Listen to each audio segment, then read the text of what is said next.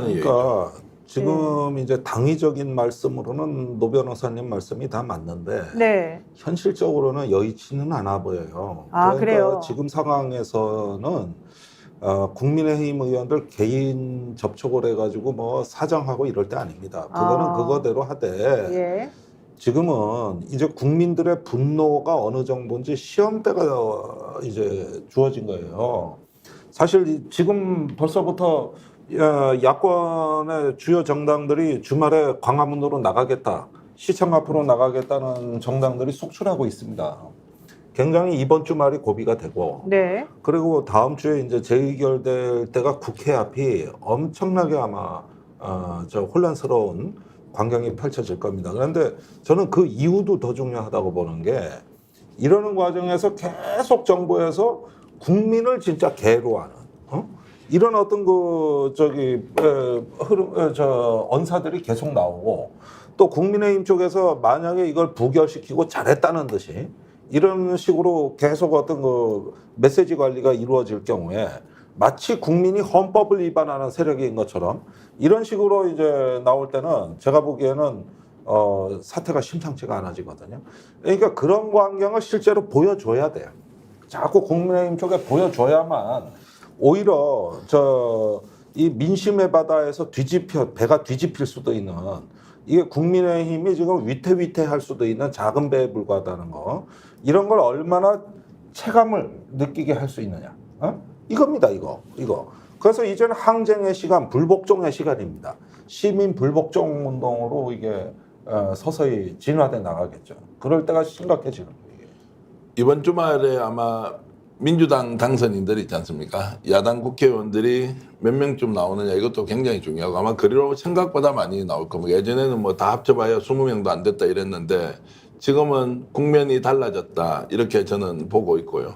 그리고 이제 너무나 명백한 사실을 얼토당토 안 하는 이유 때문에 못하겠다. 그 두 가지입니다. 하나는 본인이 관여되어 있기 때문에. 네. 두 번째, 국가조직이 총동원되어서 정말로 범죄가 없는 사람을 범죄자로 만들고, 범죄가 있다고 혐의를 받는 사람을 빼주려고. 아예 빼주는 이런 상황에 대해서 더 이상 못 참겠다고 보수 진보 할 것 없이 다 나섰는데, 22대 국회의원 될 사람들이 지금 국민의힘에서 이거 헌법정지 위반이다 이렇게 갈 수 있느냐, 저 어렵다고 봅니다. 그리고 이걸 이번에 통과 못 시킨다 하더라도 22대 국회 가면 이 문제가 결국에는 올라갈 것이고, 192명에서 이제 8명 정도 되지 않습니까? 네. 그 정도를 옮겨오느냐 아느냐, 이제 이런 거 이제 따져봤을 때 결국 갈 것인데, 손절하고 가느냐 아니면 끝까지 이해하고 손잡고 가면서 국민들 기망할 것이냐, 여기에 대한 선택은 국민의힘 국회의원들이 네. 전직이든 현직이든 낙선자든 낙천자든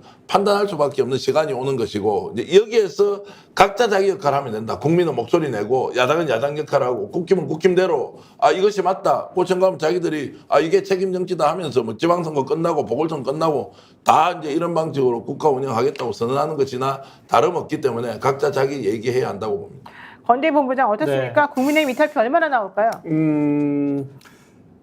저는 지금 정계원 평론가 말씀 조금 덧붙이면, 그 국민의힘의 어떤 지금 스탠스도 그렇고 뭐 그 반대하는 것도 그렇지만, 지금 민주당이 공세를 펼치기에는 조금 국회의장 그 당선과 관련해서 너무 이제 분열 그런 것들이 드러났기 때문에 좀 뭔가 합심이 돼서 추진해도 모자랄 판에, 지금 민주당 내에서도 어떤 그런 어떤 개혁의 목소리, 분열의 얘기, 갈등의 얘기가 계속해서 나오고 있기 때문에 지금 뭐 지금 범야권에서 지금 총 공세를 하겠다고는 하지만 지금 진행되는 그 지금 현재 상황으로서는 쉽지는 않겠다라는 생각이 좀 듭니다. 근데 그거는 좀 잘못된 거 아닐까? 왜냐하면 지금 민주당에서 탈당 사태가 벌어진 거는 당원들의 의사가 확고부동한데 그거를 무시하고, 또 니네가 당선되고 나니까 기득권이 돼서 우리 말 안 듣고 니네 마음대로 하니까 이것 때문에 화가 난 거잖아요.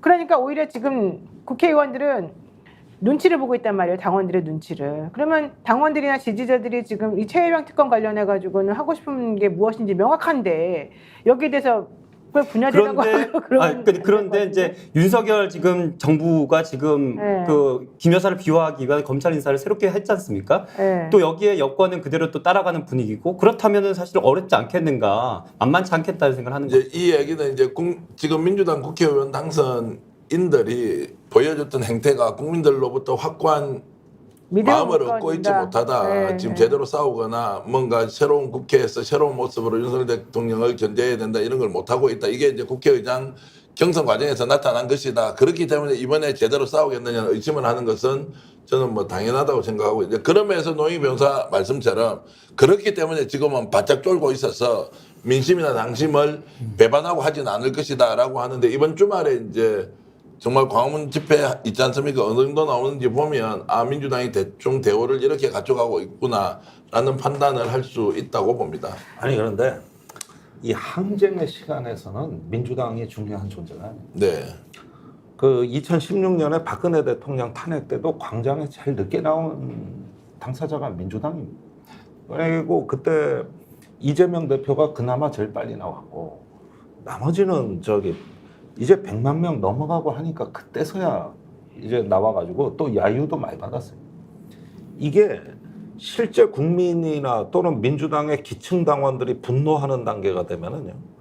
국회에서는 문제 해결 능력이 없기 때문에 밖으로 나온 거거든요.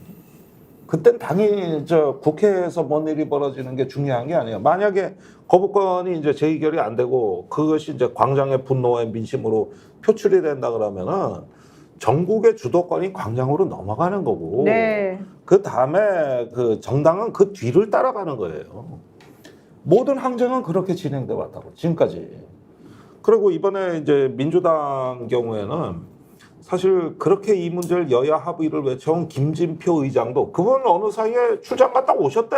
오셨죠. 네. 나는 그 한동안 잊어버리고 있는데 가장 자괴감이 생기는 일은 대통령이 이거 특권 거부권 행사하는 일이라 그래서 저 뒤에 우왕좌왕하면서 우물쭈물하던 일단 회색지대에 있었던 정치인도 우리들을 따라온다는 거예요. 그리고 그 사람들까지 따라오게 되는 맨 뒷줄에는 쓰게 된다는 거예요. 알겠습니다. 그래서 이런 부분들은 네. 우리가 하나의 이제 법으로 해결이 안 될 때, 그럴 때 이제 국민을 믿고 가는 거고, 또 그 분노의 어떤 정도가 제대로 이것이 이제 형상화되고 집결이 돼서 가는 이 역시 정치의 시민이자 주권자는 국민이다. 그러면- 이런 것들을 인식해야 돼요. 네. 그러면은 정경 평론가 초두에 본인이 선언한 것처럼 말씀해 주세요. 우리 단독 뭐 얘기할 거 뭐였어요? 그래서 지금 이제 탄핵 국면으로 가는데 네. 보통 명사가 돼 있고 박지원 전 국정원장도 이 부분에 깊이 관심을 가지고 나가볼 마음이 있다. 또 제가 알고 있는 절친한 정치평론가도 정치평론 시간을 줄이더라도 거리로 나가서 자신은 할 일을 하겠다. TV의 홍보를. 정치권색. 예. 다시 제가 말씀드리죠. 예. 구독, 좋아요, 사랑입니다. 예.